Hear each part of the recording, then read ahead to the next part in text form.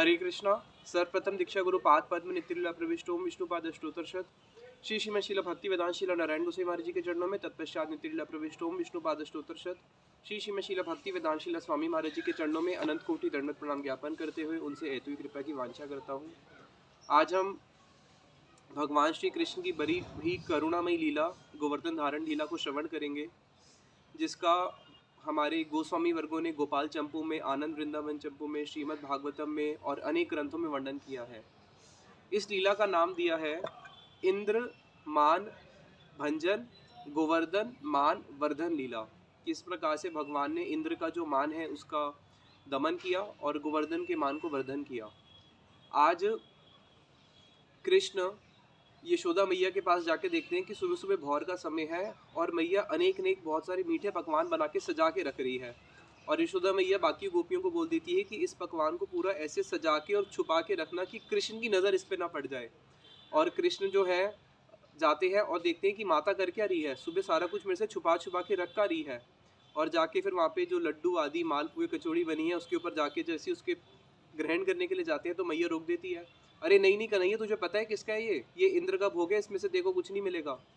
तो कृष्ण कहते हैं अरे मनी मन सोचते हैं कि सारा भोग तो मेरे लिए ही है, अब ये इंद्र कहाँ से आ गया। अभी ये पहले इंद्र को भोग लगेगा, उसका प्रसाद फिर सबको बटेगा। कृष्ण कहते हैं अरे वाह, इंद्र तू इतना बड़ा हो गया कि अब तेरा जूठा ब्रजवासी खाएंगे।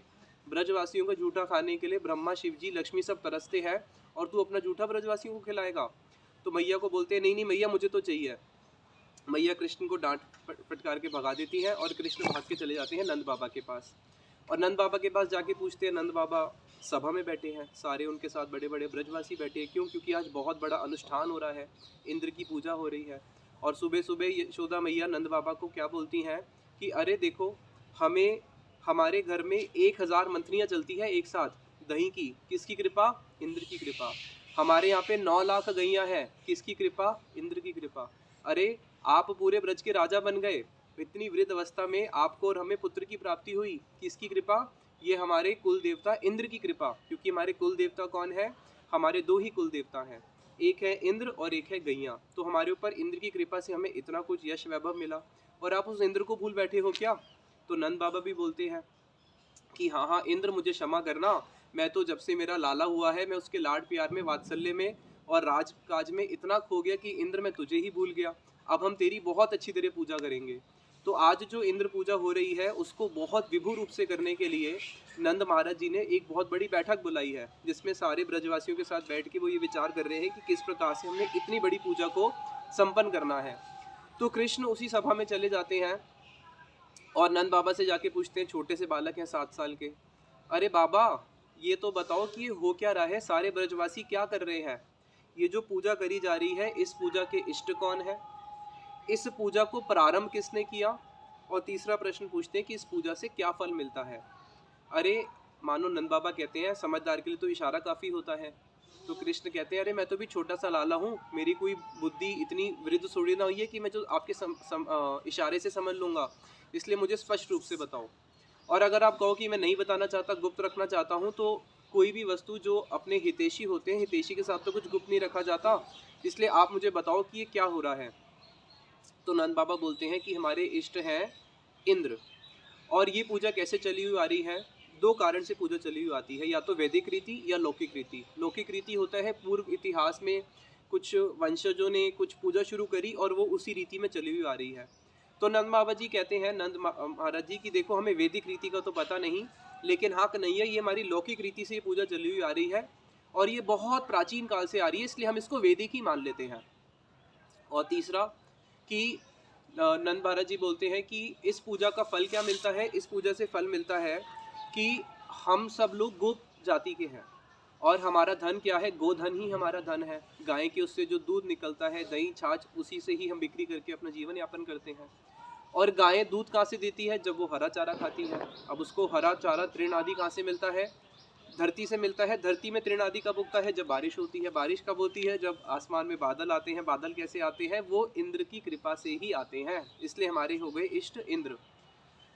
तो कृष्ण नंद बाबा को बोलते हैं, बाबा एक बात बताओ कि जहाँ पे इंद्र की पूजा नहीं होती वहाँ पे वर्षा नहीं होती क्या? क्या पर्वतों के ऊपर वर्षा नहीं होती? क्या जो जंगल है, वन आदि है, वहाँ पे वर्षा नहीं होती? क्या नदियों के ऊपर वर्षा नहीं होती? हर जगह तो वर्षा होती है, तो क्या वो भी इंद्र की पूजा करते हैं क्या? अरे हमारे इष्ट तो गोवर्धन जी हैं। क्यों गोवर्धन जी हैं? फिर कृष्ण वहाँ पे अपने सपने की बात बताते हैं कि देखो पिताजी, मुझे रात को एक सपना आया। उस सपने के अंदर मैंने एक बहुत बड़ा विशाल पुरुष देखा जिसके 4-4 हाथ थे, और वो मेरे को सपने में आके क्या बोलता है कि मैं तुम ब्रजवासियों का इष्ट हूँ और मैं गोवर्धन हूँ, कल तुम सब मेरी ही पूजा करना। इंद्र? अरे इंद्र तो मेरा एक तुच्छ सेवक है, ऐसे कितने हजारों हजारों मेरे पास सेवक हैं, और मैं ही तुम्हारी हमेशा रक्षा करता हूँ और करता आया हूँ, आगे भी करूँगा। तो नंद बाबा को जब अपनी सपने की बात बताते हैं कृष्ण, तो वहाँ पे सभा में जितने भी ब्रजवासी हैं, कुछ लोग तो कृष्ण की बात मान लेते हैं, और कुछ लोग जो है कृष्ण की बात क्यों मान लेते हैं? क्योंकि सबके हृदय में ही कृष्ण है, तो जो कृष्ण बोलेंगे वो तो मानेंगे ही। और कुछ लोग बोलते हैं नहीं नहीं, हम तभी मानेंगे जब बलराम जी इस बात को प्रमाणित करें। तो बलराम जी भी आके बोलते हैं कि हाँ, जो कृष्ण कह रहे हैं वो मान लो ना, कि हमारे इष्ट कौन है? गोवर्धन ही है। क्योंकि हमारी गैयाओं को जो चारा देता है, जो सुंदर सुंदर जो वहाँ पे झरने हैं, जो हमें जल मिलता है, सब कहाँ से मिलता है? गिरिराज गोवर्धन से ही मिलता है। तो अब सभा में ये बात हो जाती है कि हम सब लोग किसकी पूजा करेंगे? गिरिराज गोवर्धन की पूजा करेंगे। अब जब गिरिराज गोवर्धन की पूजा करेंगे तो करेंगे कैसे? तो बताया कि कृष्ण बोलते हैं कि देखो, हमें कुछ भी पूजा के लिए कोई नए उपकरण की आवश्यकता नहीं है। जो जिस उपकरण से आप इंद्र की पूजा करने जा रहे हो, उसी से ही गिरिराज जी की पूजा हो जाएगी, इसलिए हम सब लोग गिरिराज जी की पूजा करेंगे। तो वहाँ पे सारे ब्रजवासियों के घर घर में चर्चा फैल जाती है कि कृष्ण को सपना आया है, और सपने में एक बहुत बड़े महापुरुष 4 हाथ में प्रकट होकर उनको बोले हैं कि तुम गिरिराज जी की पूजा करो। इसलिए सब ब्रजवासी आज कृष्ण की ही बात मान के गिरिराज जी की ही पूजा करेंगे। कई ब्रजवासी लोग बोलते हैं कि ऐसा लगता है पुत्र स्नेह में नंद बाबा अंधे हो गए हैं क्या? वो भूल गए कि हमारे इष्ट तो इंद्र हैं, कैसे हम इंद्र की पूजा छोड़ सकते हैं? लेकिन पूरे ब्रज में जब ये चारों तरफ चर्चा फैल जाती है, तो सब लोग इस बात को मान लेते हैं कि हाँ, अभी गिरिराज जी की ही इस बारी पूजा करेंगे। अब गिरिराज जी की पूजा के लिए क्या किया जाता है? जब इंद्र को ये बात पता चलती है कि जो भोग मेरे लिए बना था, अब वो सारा का सारा भोग ये किसको देने के लिए जा रहे हैं? गिरिराज जी को देने के लिए जा रहे हैं। तो वहाँ पे इंद्र बहुत क्रोधित हो जाता है, और क्रोधित होते हुए अपने दूतों को बोलता है कि देखो, ये पशु पालने वाले जो ब्रजवासी हैं, इनकी बुद्धि भी पशु के समान हो गई है। ये छोटे से बालक की बातों में आके क्या कर रहे हैं? जो रीति चली हुई आ रही है, उस रीति को मिटा के ये नई रीति रचना चाहते हैं, गिरिराज जी की पूजा करना चाहते हैं। ये लोग जानते नहीं कि मैं कौन हूँ। आज इनको अपनी पूजा से निपट लेने दो, आज इनको पूजा करने देता हूँ। इनके किस्मत में आज का ही सुख लिखा है, कल तो इनको मैं दुख के महासमुद्र में डाल दूंगा, और पूरे के पूरे ब्रज को मैं क्या करूंगा? इनका नामो निशान मिटा दूंगा धरती से, और इनको पूरा का पूरा मैं समुद्र में ही डाल दूंगा।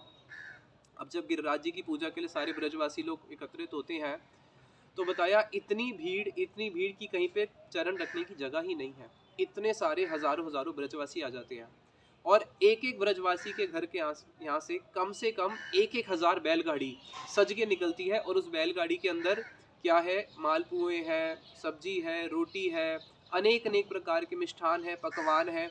हजारों हजारों बैलगाड़ियाँ हर एक एक ब्रजवासी के घर से निकल रही है। तो सोचो कितनी ही सारी ब्रजवासियों के यहाँ से कितनी कितनी गाड़ियाँ निकली होगी। और ब्रजवासियों ने क्या किया? जब गोवर्धन की पूजा करने जाएंगे, तो जितनी भी गैयाएं हैं, सब गैयाओं को बड़ा ही सुंदर सजा दिया। किस प्रकार से सजाया? कि गैयाओं के जो खुर है, वो तो पूरे सोने से चांदी से सजा दिए चारों खुर, और गैयाओं के जो सींग है उनको सोने से सजा दिया, और गैयाओं को बड़ी सुंदर सुंदर उन्होंने मुक्ताओं की और अनेक अनेक प्रकार की मालाएं पहना दी। और जब बछड़े अपनी मैया के पास आए, तो वो अपनी मैया को ही नहीं पहचान पा रहे, और डर डर के भाग रहे हैं कि यही हमारी माँ है क्या?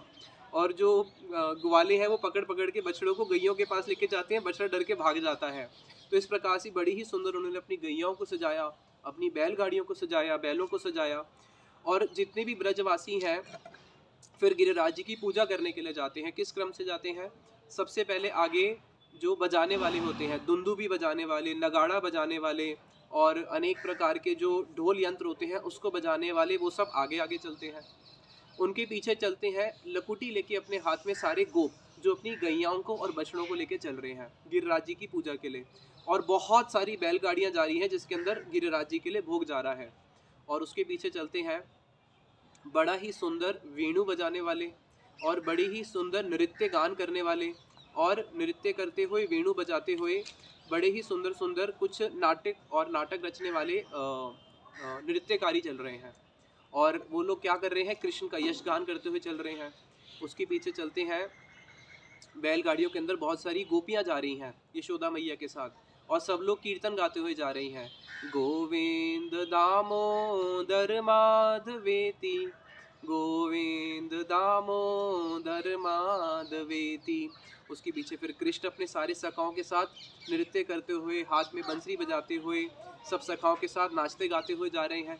और उसके पीछे जो नंद बाबा है, नंद बाबा के साथ में जो अन्य वृद्ध गोप है वो जा रहे हैं।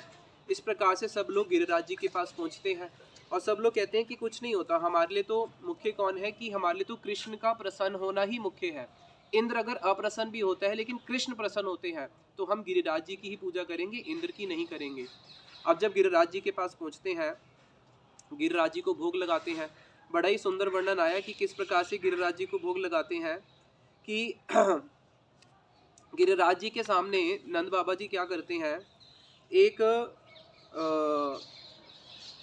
जो अन्न होता है, अन्न का बहुत बड़ा कूट बना देते हैं। अन्न का बहुत बड़ा कूट बना के उसमें जितने भी मालपुए आए हैं, पकोड़े आए हैं, जो पूड़ियाँ आई है, उस सबको सजा देते हैं। एक बहुत बड़ा अन्न का कूट बनाया। उसके बाद वहाँ पे गिरिराज जी के लिए उन्होंने पर्वत, नदी और पहाड़ रचे। पर्वत किसके रचे, माखन और मिश्री के छोटे छोटे पर्वत बना दिए। नदी किसकी बनाई, वहाँ पे जितने भी ब्रजवासियों के यहाँ से जो धृत आया था, जो मधु आया था और जो अनेक फलों के रस आए थे, उसकी नदी बहा देते हैं। और छोटे छोटे वहाँ पे उन्होंने समुद्र बना दिए। किसके समुद्र बना दिए, दही का समुद्र, छाछ का समुद्र, इस प्रकार से उन्होंने समुद्र बना दिए। और गिरिराज जी के लिए इतना भोग वहाँ पे प्रस्तुत हुआ, जहाँ तक दृष्टि जा रही है वहाँ तक भोग खत्म ही नहीं हो रहा, क्योंकि ब्रजवासियों के यहाँ से हजारों हजारों टन टन भोग आया हुआ है गिरिराज जी के लिए। उसके बाद कृष्ण अपने सखाओं को बोलते हैं सबको कि चलो अब सब आंख बंद करके गिरिराज जी की स्तुति गान करेंगे। तो मधुमंगल जो है उसके घर से भी बहुत सारा पकवान आया है और वो देख रहे हैं कहीं मैं आंख बंद करूंगा तो मेरा पकवान गायब हो गया। तो कृष्ण बोलते हैं नहीं नहीं, कोई पकवान गायब नहीं होगा, आंख बंद करके गिरिराज जी की स्तुति करो। अब उतने में ही कृष्ण क्या करते हैं स्वयं, क्योंकि कृष्ण कौन है, कृष्ण ही साक्षात गोवर्धन स्वरूप है। तो एक रूप में कृष्ण गिरिराज जी में प्रविष्ट, मतलब गिरिराज जी के रूप में ही सबके सामने प्रकट हो जाते हैं। और जब सब लोग देखते हैं कि सामने गिरिराज जी प्रकट हो गए हैं, और गिरिराज जी किस रूप से प्रकट होते हैं, बहुत विशाल उनका शरीर है, दो बड़ी बड़ी भुजाओं को लेके, और बड़ा ही सुंदर उनका मुख कमल है, इतना ही सुंदर उनके दर्शन है। और उनकी जो दोनों बड़ी बड़ी भुजाएं हैं, पूरी उनकी भुजाएं कैसी हैं, हाथों में अलंकार मणियां धारण करा हुआ है, और स्मित हास्य, बड़ा ही सुंदर हंसते हुए ब्रजवासियों के ऊपर मानो अपनी दृष्टि से उनके ऊपर कृपा बरसा रहे हैं। और सारे ब्रजवासी जब गिरिराज जी के दर्शन करते हैं, शेलो अस्मि कि गिरिराज जी कौन है, साक्षात सारे गिरियों के राजा है, गिरिराज, सारे गिरी के राजा, गोवर्धन, गोपी गैयाओं के सबके आनंद को वर्धन करने वाले। तो वहाँ पे गिरिराज जी जब प्रकट होते हैं तो सब लोग देखते हैं कि भाई हमारा इंद्र तो कभी प्रकट हुआ नहीं, और ये तो हमारे वास्तविक कुल देवता हैं जो प्रकट हुए हैं। फिर गोवर्धन जी बोलते हैं कि हाँ, मैं ही कृष्ण के सपने में आया था और मैंने ही उसको बोला था कि तुम सब मेरी पूजा करो, मैं ही सबका देवता हूँ, देवों का देव भी मैं ही हूँ। इंद्र वो तो मेरा एक तुच्छ सेवक है। इस प्रकार से कीट पतंग जैसे कितने ही देवता मेरी आराधना करते हैं। तुम्हें इंद्र के से कोई भय नहीं है, इंद्र से कोई भय मत करो, मेरी ही तुम पूजा करो। अरे ये देवता तो तुम्हें भिन्न रूप से देखते हैं, लेकिन मैं तो तुम्हें हमेशा अभिन्न रूप से देखता हूँ। मैं तो तुम्हें अपना ही अंश मानता हूँ, तुम सब ब्रजवासी मेरे ही अंश हो, मेरे ही छत्र छाया में तुम्हारा राज राज्य सुख संपत्ति दिन रात बढ़ती रहेगी। और जो मेरी पूजा करेगा उसका यश, उसका श्री, उसका सौंदर्य, उसकी सुख संपदा दिन रात बढ़ती रहेगी। और जो इंद्र की पूजा करेगा, अभी भी कुछ के मन में शंका थी कि हम इंद्र की पूजा हमने क्यों नहीं करी, तो उनके लिए गिरिराज जी बोलते हैं अगर कोई इंद्र की पूजा करेगा तो उसका यश, उसका संपत्ति, उसका श्री, उसका आयु सब कुछ क्षीण हो जाएगा। इसलिए सोच लो किसकी पूजा करनी है, गिरिराज जी की या अन्य देवी देवताओं की। तो इस लीला से भगवान कृष्ण ने एक शिक्षा दी है, अन्य देवी देवताओं की पूजा नहीं करनी चाहिए। इस बात को भगवत गीता में भगवान ने बोला है, जो अन्य देवी देवताओं की पूजा करते हैं उनकी जो बुद्धि है वो कैसी है, अल्पमेधसाम, उनकी बुद्धि बहुत छोटी है, अल्प है। अब गिरिराज जी को जब वहाँ पे भोग लगाया जाता है, बड़ा ही सुंदर गिरिराज जी के लिए वहाँ पे बताया कि अनेक अनेक प्रकार के अन्नकूट सजे हुए हैं। कहीं पे पूड़ी का अन्नकूट है। अन्नकूट मतलब होता है जहाँ पे बहुत सारा कूट यानी कि बहुत सारा चावल इकट्ठा होकर पहाड़ जैसा बन गया। मालपुए का अनेक अनेक बहुत सारे सजे हुए हैं। तो गिरिराज जी सब ब्रजवासियों के ऊपर कृपा करने के लिए अपने दोनों हाथ से ऐसे कर करके उस सारे अन्नकूट को ग्रहण करना शुरू करते हैं। एक एक वस्तु को ग्रहण करना शुरू करते हैं। और जब गिरिराज जी ऐसे ऐसे करके भोजन कर रहे हैं तो साथ साथ में क्या हो रहा है, जैसे हम खाते हैं तो साथ साथ में क्या होता है, पेट फूलता रहता है। तो गिरिराज जी भी जब भोजन कर रहे हैं तो भोजन करते करते उनका जो शरीर है वो और बढ़ता जा रहा है। और गिरिराज जी के इतने बड़े विभु स्वरूप को देख के जो छोटे छोटे बच्चे थे जो भी माँ की गोद में थे, वो तो मानो वापस ही माँ के घर में प्रवेश करना चाह रहे हैं। डर के आंख बंद करके वापस ही माँ के अंदर ही घुस जाते हैं। अपना मुंह और अपना जो है अपने जो अंग है उसको पूरा सिकोड़ के माँ के पास वापस छुप जाते हैं। वो देखने से उनको डर लगता है। और जो वहाँ पे कुछ युवा गोप थे वो तो गिरिराज जी के स्वरूप को देख के हंसते हुए कह रहे हैं, अरे देख कैसा है, अरे देख उसकी आंख देख, अरे इसके सर देख कितना बड़ा है, और उसके हाथ और उंगली देख कितनी बड़ी बड़ी है। तो गिरिराज जी के इतने बड़े रूप को देख के जो युवा गोप है वो तो बड़ा हास परिहास कर रहे हैं। और जो वहाँ पे वृद्ध गोप है, वो गिरिराज जी के उस रूप को देख के आश्चर्य में पड़ गए। अरे हमारे पूर्वजों ने भी कभी ऐसा नहीं देखा, ये कैसे हो रहा है। तो वहाँ पे अनेक अनेक रसों का संचार करते हुए गिरिराज जी जो है सब ब्रजवासियों को आनंद प्रदान करते हुए सबका इस प्रकार से भोजन ग्रहण करना शुरू करते हैं। अब जब गिरिराज जी भोजन ग्रहण करेंगे, भोजन से पहले क्या होता है, गिरिराज जी की पूजा हुई थी। गिरिराज जी की पूजा किस प्रकार से, जैसे हम लोग भी गिरिराज जी के पास जाते हैं तो पहले क्या करते हैं, उनका पंचामृत से स्नान कराते हैं। तो सब ब्रजवासियों ने पहले गिरिराज जी को दूध से, जल से, घृत से, इन सब से, मधु से उनका स्नान किया था। जब गिरिराज जी का पंचामृत उस प्रकार से पूजा कर रहे थे तो मानो दूध की नदी और सारी सारी एक एक नदियाँ बहने लगी। और उसके बाद गिरिराज जी को सब ब्रजवासियों ने बड़े सुंदर वस्त्र, अलंकार आदि चढ़ाए। उसके बाद गिरिराज जी को प्रणाम किया।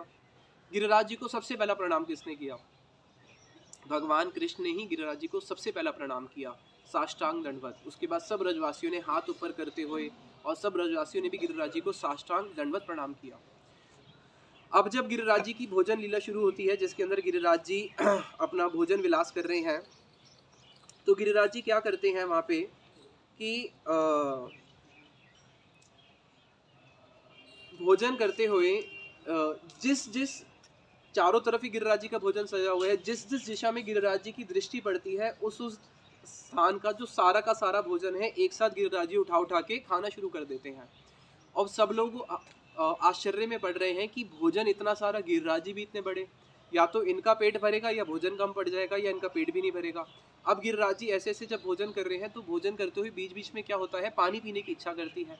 अब पानी पीने के लिए क्या करते हैं, गिरिराज जी की दृष्टि पड़ती है अप्सरा कुंड, नवल कुंड, सुरभि कुंड, वहाँ पे अनेक अनेक कुंड है गोवर्धन में।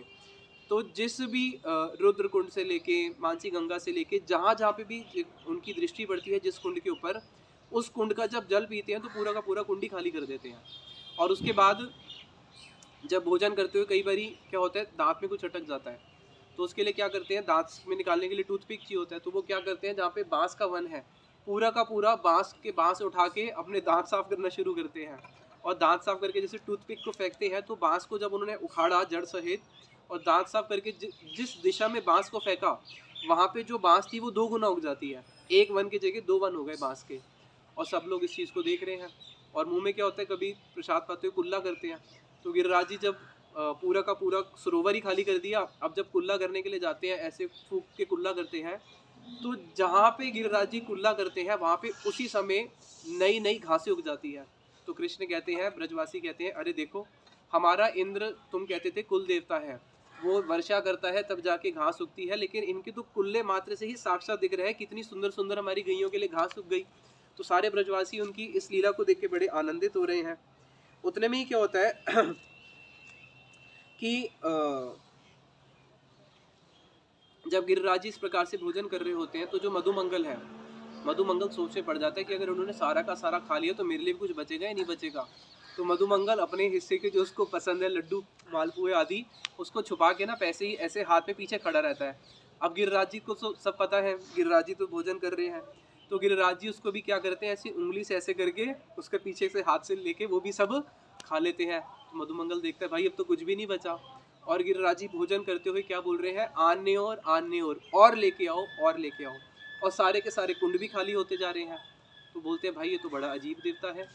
इंद्र जब खाता था तो वो कैसे खाता था, वो तो केवल दृष्टि से खाता था और सारा कुछ हमारे लिए बच जाता था। और ये तो सारा का सारा खा गया तब भी पेट नहीं भर रहा, कह रहा है और लाओ और लाओ। और लाए तो और कहाँ से लाए।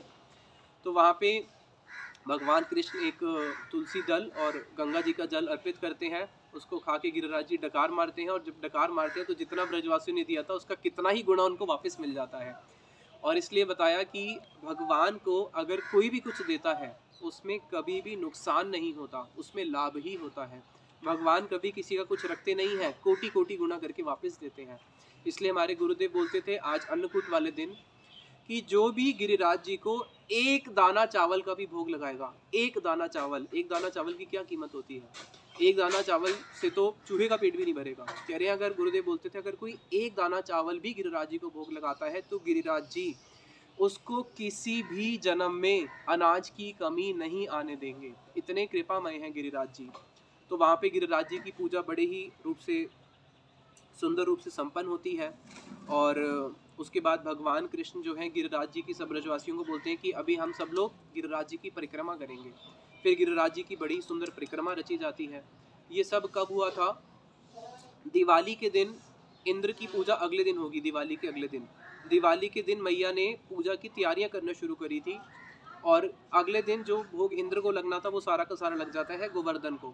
और अगले दिन फिर गोवर्धन पूजा मनाई जाती है। और उस दिन फिर कृष्ण क्या करते हैं, सारे ब्रजवासियों को लेके गिरिराज जी की परिक्रमा आरंभ करते हैं। तो गिरिराज जी की परिक्रमा का जो आरंभ है वो भी भगवान कृष्ण ने ही किया। और जब परिक्रमा को आरंभ करते हैं उसका भी एक क्रम है। आगे जो है गोप चल रहे हैं, नगाड़े बजाने वाले चलते हैं, उसके पीछे गैयाएँ चलती हैं, उसके पीछे कृष्ण अपने सखाओं के साथ चलते हैं, फिर यशोदा मैया आदि जो प्रोढ़ा गोपियाँ हैं, वृद्ध गोपियाँ चलती हैं, उसके पीछे राधा अपनी सखियों के साथ चलती हैं। उस क्रम से परिक्रमा हो रही है। अब परिक्रमा में राधा जी तो पीछे हो गई, कृष्ण हो गए आगे।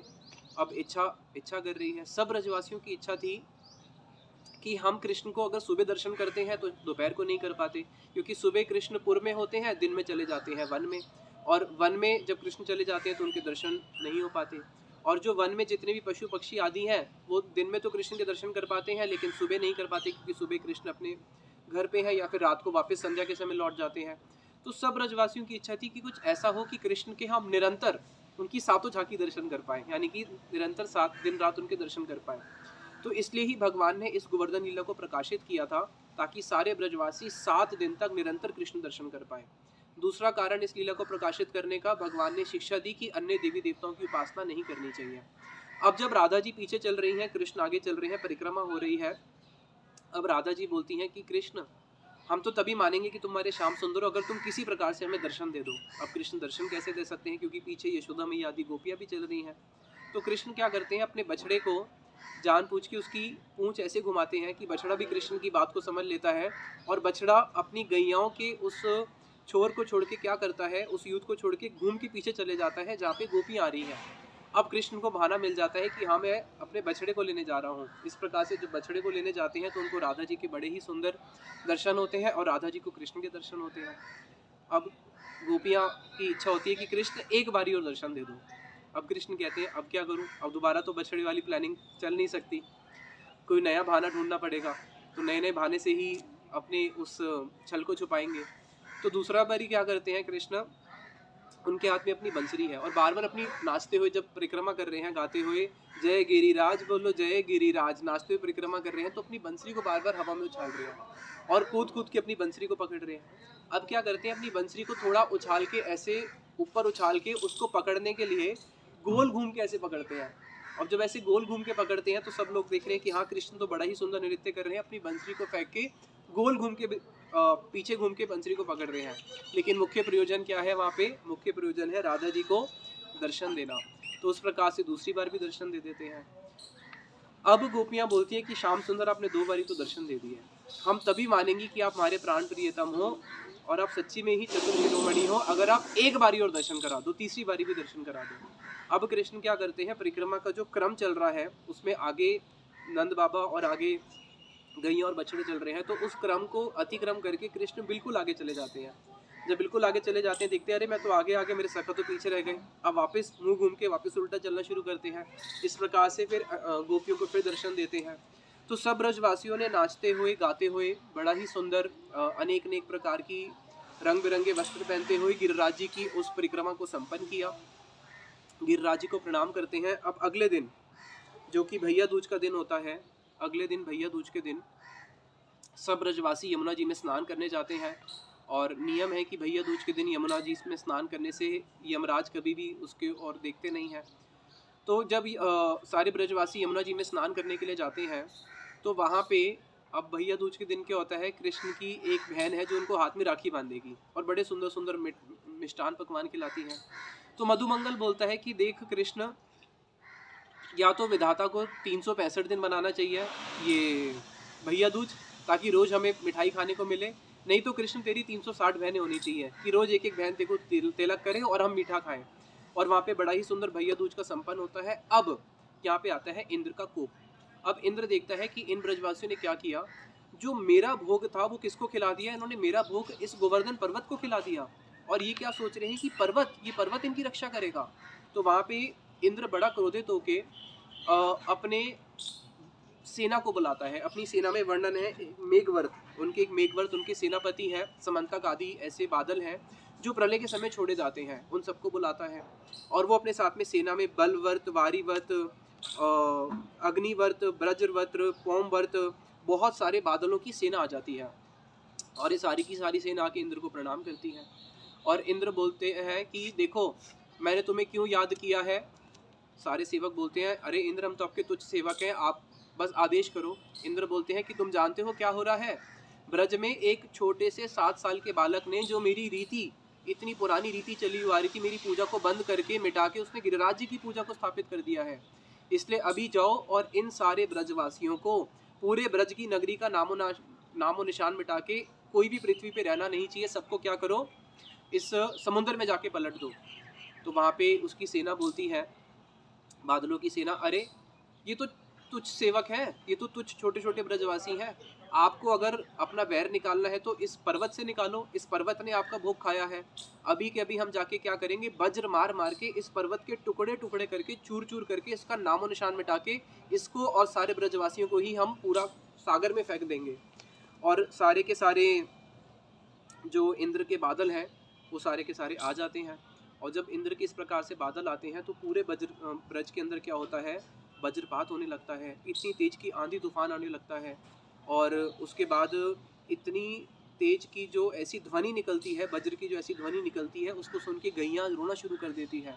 बछड़े जो हैं वो रोना शुरू कर देते हैं, गैयाओं के आंखों से आंसू निकल आते हैं, सारे ब्रज में अनहोनी होने लग जाती है।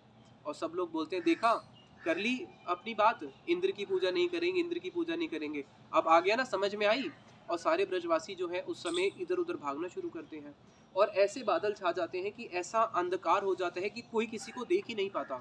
जो वन में था वो बेचारा अपना घर ही, रास्ता ही भटक जाता है, अपने घर तक ही नहीं पहुंच पाता। और उस समय सारे ब्रजवासी जो है दुखी हो जाते हैं। उस समय फिर एक गिरिवाणी होती है, गिरिराज जी की वाणी आती है, अरे तुम सब भयभीत क्यों होते हो, कोई भयभीत होने की आवश्यकता नहीं है, ये इंद्र तुम्हारा कुछ बिगाड़ने वाला नहीं है, तुम सब मेरी शरण में आओ। तो वहाँ पे गिरिराज जी की जब वाणी इस प्रकार से होती है तो सबके हृदय में एक आशा का संचार होता है। और उस समय जो कृष्ण है, कृष्ण के सखा जो है, सब कृष्ण की ओर देख रहे हैं, सारे ब्रजवासी कृष्ण की ओर देख रहे हैं। क्यों, इस विपत्ति में हमारे एकमात्र संपत्ति कौन है, कृष्ण ही हमारी संपत्ति है। तो कृष्ण गिरिराज जी को अपने बाएं हाथ में धारण करते हैं और गिरिराज जी को उठा लेते हैं। गिरिराज जी को जब उठा लेते हैं, सारे ब्रजवासी जो है सब एक दूसरे को आवाज़ देते के बोलते हैं आ जाओ आ जाओ आ जाओ। तो सारे ब्रजवासी एक एक करके गिरिराज जी के नीचे आना शुरू होते हैं। अभी प्रश्न है कि जब भगवान कृष्ण ने गिरिराज जी को उठाया तो ब्रज तो 84 कोस का है और गिरिराज जी 7 कोस के हैं। तो वहाँ पे हमारे गोस्वामी वर्ग वर्णन करते हैं कि जब उन्होंने गिरिराज जी को उठाया तो गिरिराज जी को उठाने मात्र से ही गिरिराज जी क्या होते हैं, हवा में जाते ही पूरे 84 कोस के हो जाते हैं, यानी कि पूरा का पूरा जो ब्रज है, पूरे ब्रज को ही वो नाप लेते हैं। अब पर्वत का एक ये लॉजिक है कि पर्वत जितना ऊपर है तो उतना नीचे भी होगा। जैसे अगर कोई बिल्डिंग बनाते हैं तो उसके नीचे नींव भी होती है। तो जब उन्होंने गिरिराज जी को उठाया इतना ऊपर आसमान में, तो प्रश्न तो ये उठता है कि जो नीचे की नींव थी वो कहाँ गया, उसके नीचे का जो हिस्सा था वहाँ पे तो खड्डा हो गया होगा। तो बोला वहाँ पे गिरिराज जी ने क्या किया, बड़ा ही सुंदर उस स्थान को उन्होंने, जैसे सीढ़ियाँ होती है उस प्रकार से, स्टेडियम जैसा होता है उस प्रकार से बना दिया कि जहाँ पे सारे ब्रजवासी लोग आराम से अपना वास स्थान हो जाएगा। अब एक प्रश्न और होता है कि जब भगवान कृष्ण ने गिरिराज जी को उठा दिया, नीचे का भी सब कुछ हो गया, अब गिरिराज जी के ऊपर जो पानी गिर रहा है वो, जैसे हम छाता लेके खड़े हैं, ऊपर पानी नहीं गिर रहा लेकिन आसपास में तो पानी आएगा, वो तो नीचे पैरों में आ ही जाता है। तो जब गिरिराज जी को उठा दिया तो 84 कोस के बाहर जो पानी गिरेगा गिर पर्वत के ऊपर से, तो वो तो नीचे आ ही जाएगा। तो बताया, उतने में बलराम जी बोले कि भाई अब जब इन्होंने गिरिराज जी को उठाया है तो मैं भी ब्रजवासियों की सेवा करता हूँ। तो उन्होंने क्या सेवा करी, हर जगह भगवान कृष्ण सेव्य हैं लेकिन ब्रजवासियों के आगे उनके सेवक बन जाते हैं। तो वहाँ पे बलराम जी क्या करते हैं, अनंत के रूप में, पॉज करना, तो वहाँ पे बलराम जी क्या करते हैं, अनंत के रूप में, शेषनाग के रूप में चारों तरफ से एक बाउंड्री बना देते हैं कि पानी अंदर भी ना आ पाए। अभी प्रश्न है कि चलो भाई भगवान ने गिरिराज जी उठा लिया, 84 को उसको पूरा नाप लिया और अंदर भी पानी नहीं आ सकता, चारों तरफ शेषनाग जी ने बाउंड्री बना ली, लेकिन बाउंड्री के बाहर तो पानी गिरेगा। तो ब्रज की जो सीमा है, उधर हरियाणा हो गई, इधर राजस्थान हो गया, यूपी हो गया, वो तो डूब जाने चाहिए। कहीं सुना कि जब इंद्र का वर्षा हुई तो आसपास की स्टेट डूब गई, वो भी नहीं डूबी, क्यों? उस समय भगवान कृष्ण ने क्या किया, अगस्त्य मुनि को बुलाया। ये अगस्त्य मुनि कौन है, जो पूरा का पूरा सागर पी जाते हैं, तो उनके लिए इस ये पानी की क्या बात है। एक बार ये अगस्त्य मुनि भोजन करने के लिए आए थे भगवान कृष्ण के यहाँ पे, नंद बाबा के यहाँ पे। तो नंद बाबा ने बोला कि कृष्ण तुम इनकी सेवा करो, घर में ऋषि मुनि आए हैं। तो अगस्त्य मुनि को अनेक अनेक प्रकार के 56 भोग करवाए और बोले कि अब इनको पानी पिलाओ। तो भगवान बोले कि अगस्त्य जी मैं आपको पानी आज नहीं पिला रहा, क्योंकि मुझे पता है कि आपको पानी थोड़ा ज़्यादा पीना होता है, एक समय आने पर मैं आपको आवाहन करूंगा, तब आप आके पानी पी लेना। तो जो अपने घर पे पहले भोजन कराया था उसका पानी के लिए उनको निमंत्रण दिया कि अगस्त्य जी आपका जलपान तो रह गया था, आज आके थोड़ा जलपान भी कर जाओ। तो जो पानी बाहर गिरा था वो सारा का सारा अगस्त्य ऋषि जी ने पान कर लिया।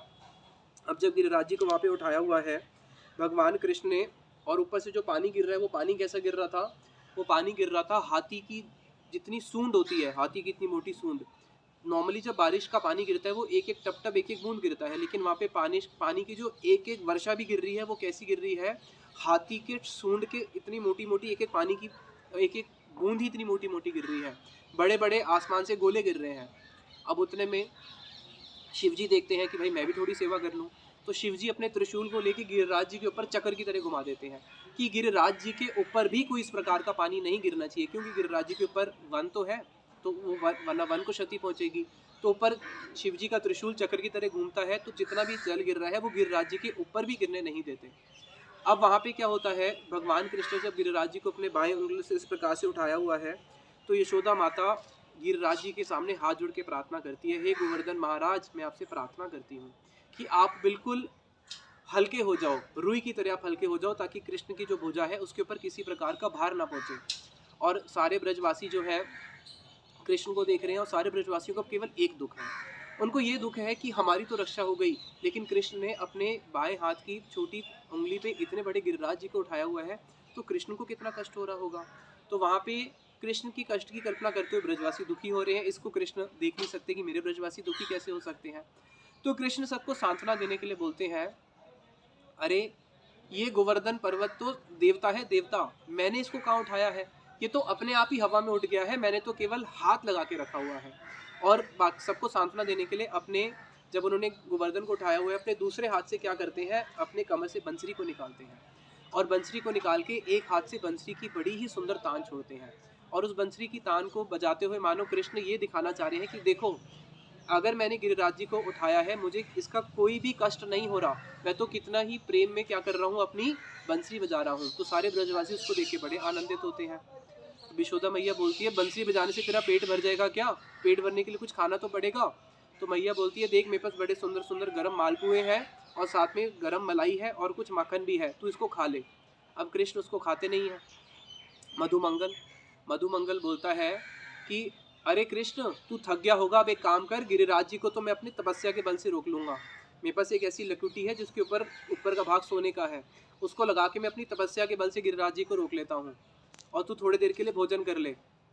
तो मैया बोलती है, देख तेरे सारे मित्र कैसे हैं, एक से एक बढ़कर घमंडी तेरे मित्र हैं, ये मधुमंगल इतना बड़ा घमंडी, इसके चक्कर में इसका संग करते करते तू भी घमंडी बन गया, और कैसा घमंडी बन गया, तूने हमारी इंद्र की ही पूजा रुकवा दी और उसका फल देख हमें क्या मिला।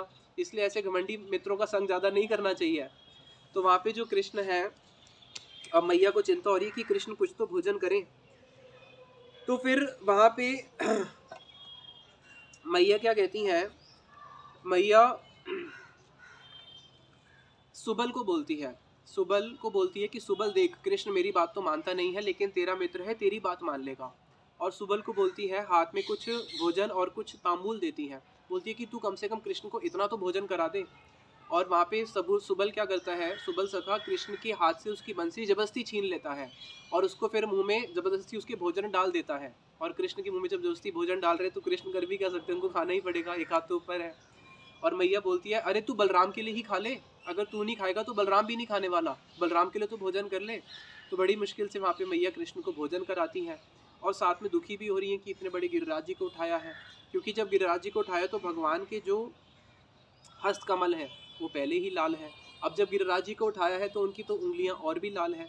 तो मैया सोचती है कि इनके हाथ गिरिराज जी को उठाने से लाल हो गए हैं, इसलिए मैया मन ही मन दुखी होती है। अब उतने में वहाँ पे जो गोपियां हैं, अब मानो 7 दिन तक जब कृष्ण इस प्रकार से खड़े हैं तो ब्रजवासियों को भूख तो लगेगी। बताया ब्रजवासियों को बिल्कुल भी भूख नहीं लगी। क्यों?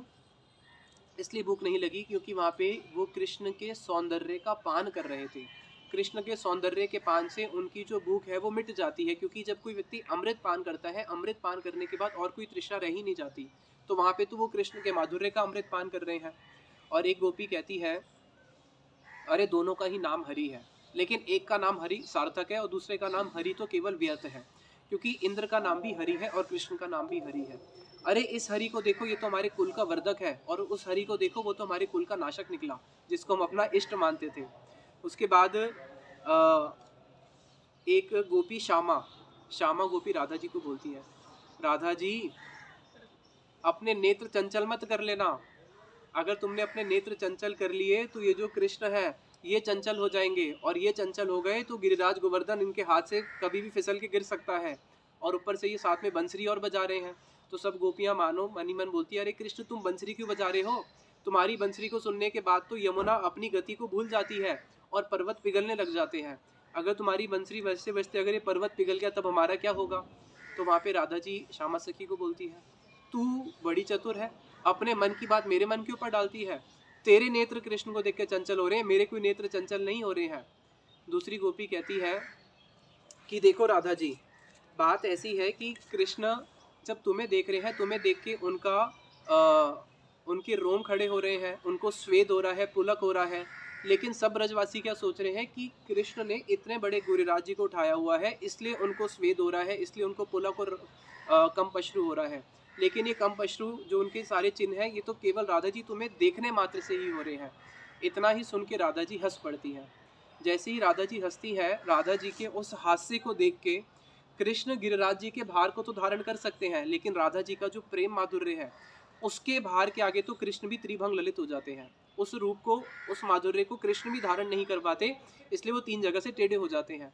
अब राधा जी के उस हास्य को देख के जब गोपियां आपस में हास परिहास कर रही हैं और अनेक अनेक प्रकार का हास परिहास हो रहा है, एक गोपी बोलती है कि अरे इस गिरिधारी का धैर्य तो हम उस दिन मानेंगे जिस दिन ये गोपियों के कठोर वक्षस्थल को देख के धैर्य धारण कर पाए, तब इसका सारा का सारा धैर्य जो है उसी समय पूरा विलीन हो जाता है। तो वहाँ पे राधा जी को और गोपियों को इस प्रकार से हास परिहास करते हुए और राधा जी के उस हास्य मुख को देख के कृष्ण जो है उनके हाथ एकदम से कांपने लग जाते हैं, उनका शरीर कांपने लग जाता है। तो सारे गिरिराज जी पूरा ऐसे हिलने लग जाते हैं, तो सारे ब्रजवासी अपने बांस लेके एक फटाफट गिरिराज जी के नीचे लगा देते हैं।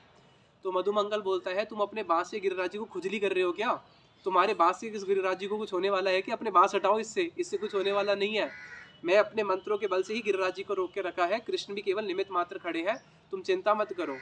तो वहाँ पे इस प्रकार से बहुत हास परिहास हो रहा है, और मानो जो बाहर जो वर्षा हो रही है अंदर भी वर्षा हो रही है। बाहर तो समंतक मेघ है और वो है विकराल, और अंदर बड़ा ही सुंदर मेघ है, वो है कृष्ण। बाहर भी बिजली चमक रही है, अंदर भी बिजली है। अंदर क्या है, अंदर जितनी भी गोपियां हैं वो ही विद्युत है, वो ही वास्तविक बिजली है। बाहर भी वर्षा हो रही है और अंदर कौन सी वर्षा हो रही है, अंदर प्रेम में अमृत की वर्षा हो रही है।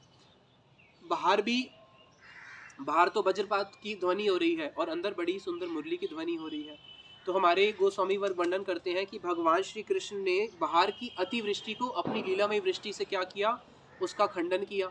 भगवान श्री कृष्ण ने जो बाहर ओले गिर रहे थे उसको अपने हास्य रूपी चंद्रिका से उसका खंडन किया। और बाहर जो तीखे पवन थे उसको भगवान ने अपनी सुंदर शीतलमय पवन से उसका खंडन किया।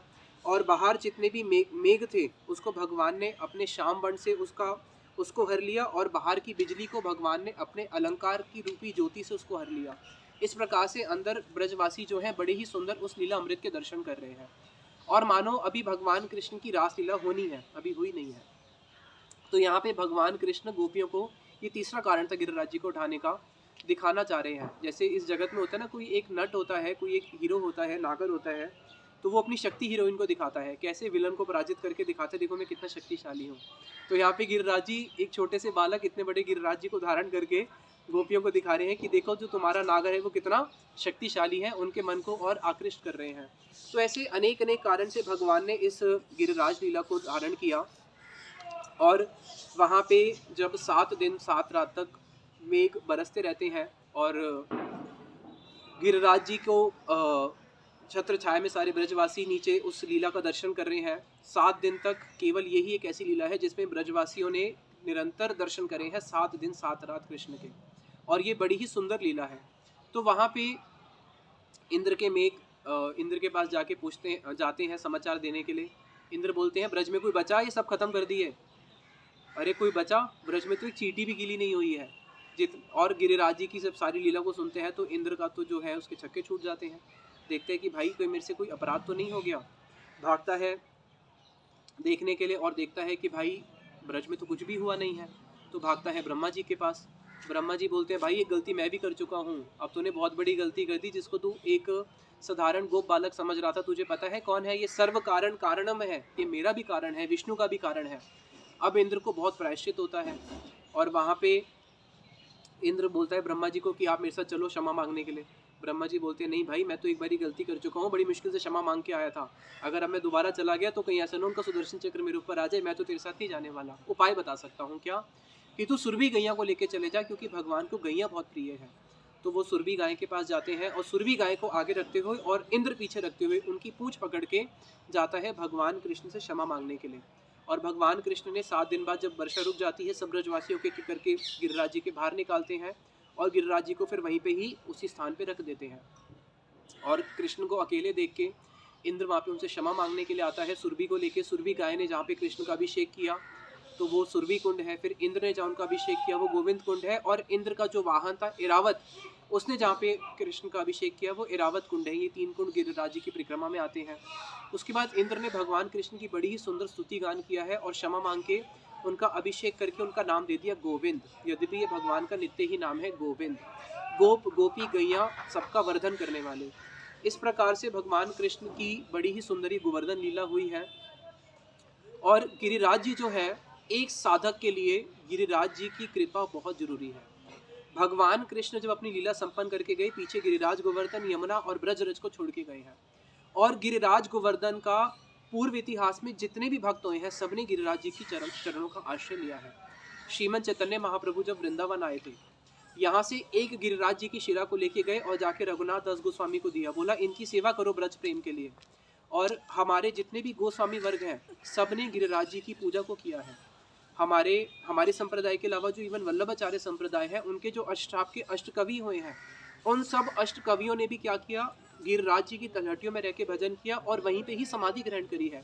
सूरदास आदि अष्टाप, उन सबकी समाधि कहाँ पे है? सबकी ही समाधि वहीं गिरिराज जी की तलहटियों में है, वहीं के वहीं समा गए। हमारे जितने भी गोस्वामी वर्ग हुए हैं, रघुनाथ दास गोस्वामी जी ने मन शिक्षा में बोला है, तद इज्जया आख्या दयन तद इज्जया आख्या नति पंचामृतम इदम कुरु, कि हे मेरे प्यारे मन, अगर तेको उस ब्रज प्रेम की प्राप्त करने की अभिलाषा है तो क्या कर, तद इज्जया गिरिराज जी की पूजा कर, तद आख्या उनका ही गुण कीर्तन कर, उनको नति पंचामृतम इदम उनको ही प्रणाम कर, उनकी ही वंदना कर, उनकी ही अर्चना कर। इस प्रकार से तेको उस ब्रज रस की प्राप्ति हो सकती है। हमारे सारे गुरुवरों ने गिरिराज जी को बहुत कृपा में बताया है और यही प्रार्थना करी है, निज निकट निवासम देहि गोवर्धन त्वम। गिरिराज जी की ही कृपा से एक साधक को ब्रज प्रेम में अधिकार मिलता है। इसलिए हमारे सारे गुरुवरों ने गिरिराज जी की पूजा करके, स्वयं चैतन्य महाप्रभु ने गिरिराज जी की पूजा करके इस बात को प्रमाणित किया है। इसलिए हम लोग गिरिराज जी बहुत कृपामय है, इसलिए उनको बोलते हैं सर्व अभिष्ट प्रदाता, सारे अभिष्ट को पूर्ण करने वाले। सबसे बड़ा अभिष्ट क्या है? कृष्ण प्रेम। कृष्ण प्रेम को प्रदान करने वाले हैं। गिरिराज जी की बहुत बहुत अनेक अनेक महिमा है। गिरिराज जी को अगर आप देखो, इस जगत में जितने भी पर्वत हैं सब एक बड़े आकार में है, लेकिन गिरिराज जी को अगर आप देखो शिला के रूप में है। गिरिराज जी की छोटी छोटी छोटी शिलाएं हैं। एक बड़ा पर्वत नहीं नजर आती, छोटी छोटी शिलाएं नजर आती है। उसके पीछे भी बहुत सारे कारण हैं। जब भगवान कृष्ण चले जाते हैं तो सारी गोपियां आतुर हृदय से होते हुए रोते हुए गिरिराज जी के पास आके पूछती है, हे गोवर्धन, आप ही बताओ हमारे श्याम सुंदर प्रियतम कृष्ण कहाँ हैं। और उनके उस विरह को देख के गिरिराज जी कोई उत्तर नहीं दे पाते, विकल हो जाते हैं। उनका हृदय भी मानो द्रवित होकर उनका हृदय भी विदीर्ण हो जाता है, अनेक अनेक भाग में टूट जाता है। इसलिए गिरिराज जी अनेक अनेक शिलाओं के रूप में है। दूसरा बताया कृष्ण के विरह में। कृष्ण के विरह में इस प्रकार से उनकी स्थिति हो गई। एक बारी कृष्ण के विरह में गोपियों ने देखा कि कृष्ण तो आ ही नहीं रहे हैं, हम गिरिराज जी के ऊपर जाके अपने प्राणों को त्याग देंगे। तो मानो उसी समय गिरिराज जी ने क्या किया, अपने आप को अनेक अनेक भागों में बांट के छोटे छोटे अनेक अनेक शिला के रूप में हो गए। तो गिरिराज जी क्या है? गिरिराज जी साक्षात कृष्ण के प्रेम की मूर्ति है, कृष्ण प्रेम को प्रदान करने वाले हैं। कृष्ण के प्रेम में ही हमेशा दिन रात डूबे रहते हैं।